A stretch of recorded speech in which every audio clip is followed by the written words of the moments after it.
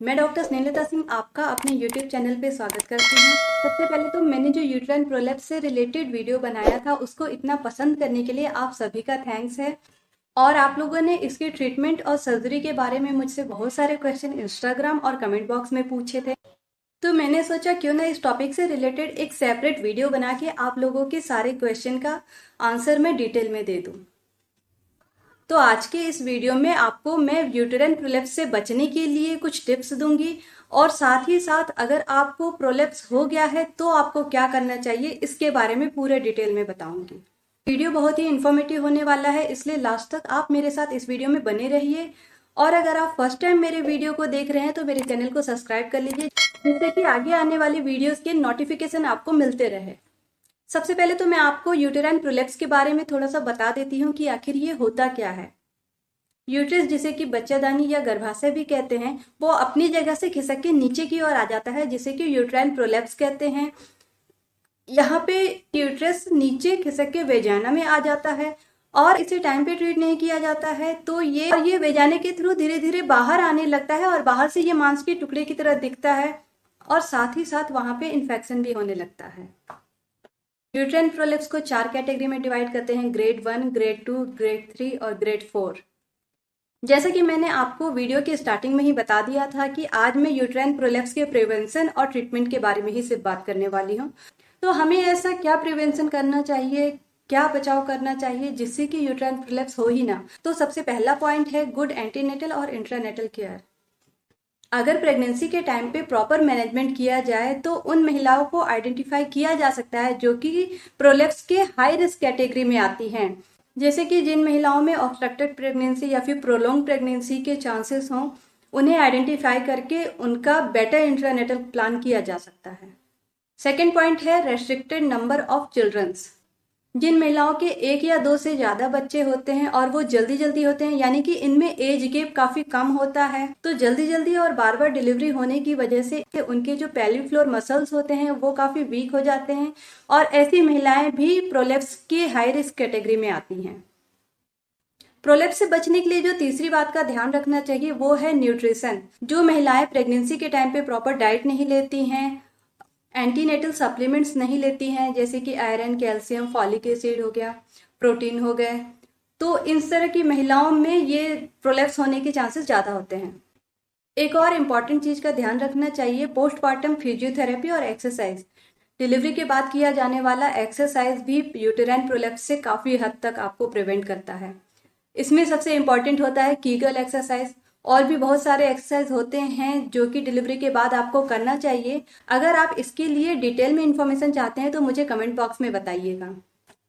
तो जहां तक मैं प्रोलैप्स के ट्रीटमेंट के बारे में बात करूं तो ऐसी कोई मेडिसिन नहीं बनी है जिसे आप खाएं और पेल्विक फ्लोर मसल्स आपके स्ट्रांग हो जाएं और आपका प्रोलैप्स ठीक हो जाए, क्योंकि जो मसल्स और लिगामेंट डैमेज हो गए हैं उन्हें किसी मेडिसिन से रिपेयर नहीं किया जा सकता। और अगर ग्रेड 3 और 4 का प्रोलैप्स आपको है जिसमें कि यूट्रस पूरी तरह से नीचे आ जाता है, वो बाहर से दिखाई देता है, तो इस तरह के प्रोलैप्स को किसी भी मेडिसिन या एक्सरसाइज से ट्रीट नहीं किया जा सकता है। इसके लिए आपको सर्जरी की एडवाइस दी जाती है। हाँ, अगर आपको ग्रेड 1 और 2 का प्रोलैप्स है तो इसे डाइट और एक्सरसाइज से काफी हद तक ठीक किया जा सकता है। तो जिन महिलाओं को ग्रेड 1 और 2 का प्रोलैप्स होता है उन्हें सबसे पहले तो अपने वजन को कंट्रोल पे रखना चाहिए। अगर आपका वेट ज़्यादा है तो आपको अपने बीएमआई के अकॉर्डिंग अपने वेट को कम करना चाहिए, जिससे कि बेली फैट की वजह से जो आपके मसल्स और लिगामेंट पे दबाव पड़ता है उसे कम किया जा सके।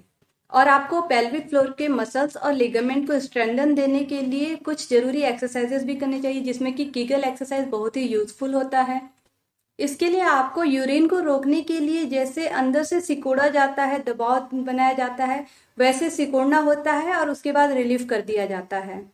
फिर वापस से आपको फिर सिकोड़ना है, थोड़ी देर के लिए वेट करना है, 1 2 3 4 5 ऐसा 5 सेकेंड तक, फिर वापस से आपको रिलीफ कर देना है। इस एक्सरसाइज को आप बैठ के या लेट के भी कर सकते हैं। तो डिलीवरी के बाद इस कीगल एक्सरसाइज को हर एक महिला को करना ही चाहिए, स्पेशली जिनकी नॉर्मल डिलीवरी हुई होती है उन्हें तो ये करना ही करना चाहिए। इसके अलावा आपको विटामिन सी और कोलेजन से रिच फूड अपने डाइट में शामिल करना चाहिए या आप सप्लीमेंट भी ले सकते हैं। इसके लिए आपको हैवी वेट लिफ्टिंग नहीं करना है। आपको अगर लंबे टाइम से खांसी चली आ रही है तो इसे भी आपको जल्दी से जल्दी ठीक करना चाहिए, जिससे कि नीचे की साइड पे दबाव ना बने। ये तो हो गई प्रिवेंशन की बात। जहां तक मैं नॉन सर्जिकल ट्रीटमेंट की बात करूं तो यूट्रस को सपोर्ट करने के लिए एक तरह की पेसरी आती है। पेसरी कई तरह की होती है और इसे वेजिना में यूट्रस का जो सर्वाइकल एंड होता है वहां पे रखना होता है, और इसे हर 3-3 महीने पे चेंज किया जा सकता है या इसे वॉश करके और स्टेलाइज करके फिर से यूज किया जा सकता है। बट इसमें आपको थोड़ी सावधानी रखनी चाहिए, आपको सफाई का पूरा ध्यान रखना होता है। हैंड वॉश करके आपको एक स्टेलाइज ग्लव्स पहन के ही इसे यूज करना चाहिए, क्योंकि इससे इन्फेक्शन के बहुत ज्यादा चांसेस होते हैं। ये इसका एक ड्रॉबैक होता है। ये प्रोलेप्स का कोई परमानेंट सॉल्यूशन नहीं है। जिन महिलाओं की एज कम है, अभी उन्हें बच्चे चाहिए, उनकी फैमिली कंप्लीट नहीं हुई है, अभी उन्हें अपना यूट्रस बचाना है, तो इस तरह की महिलाओं को ये एडवाइस किया जाता है।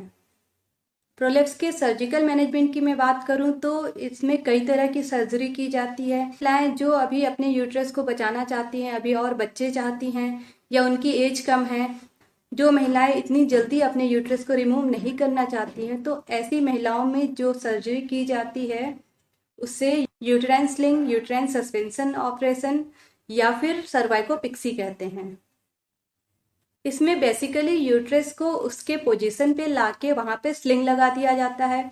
स्लिंग लगा के गर्भाशय को उसकी जगह पे होल्ड करने के लिए सपोर्ट दे दिया जाता है। जिन महिलाओं की एज ज़्यादा है, 40, 50 या 60 के अराउंड में जिनकी एज है, जिनकी फैमिली कंप्लीट हो गई है और इन्हें 3rd या 4th ग्रेड का प्रोलेप्स है, तो ऐसी महिलाओं को गर्भाशय को निकालने की एडवाइस दी जाती है, जिसे कि हिस्टेक्टमी कहते हैं।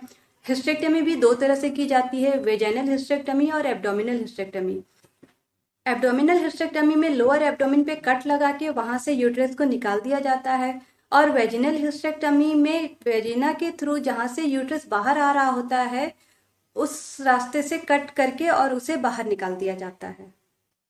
इसमें एब्डोमिन पे कोई कट नहीं आता है। तो अगर आपने मेरे वीडियो को लास्ट तक देख लिया है तो आपने सभी पॉइंट को अच्छे से समझ लिया होगा, और अगर आपको वीडियो पसंद आया है तो एक लाइक जरूर कर दीजिएगा। लास्ट में मैं आपसे यही कहूंगी, खुश रहिए, मस्त रहिए, एक्सरसाइज कीजिए।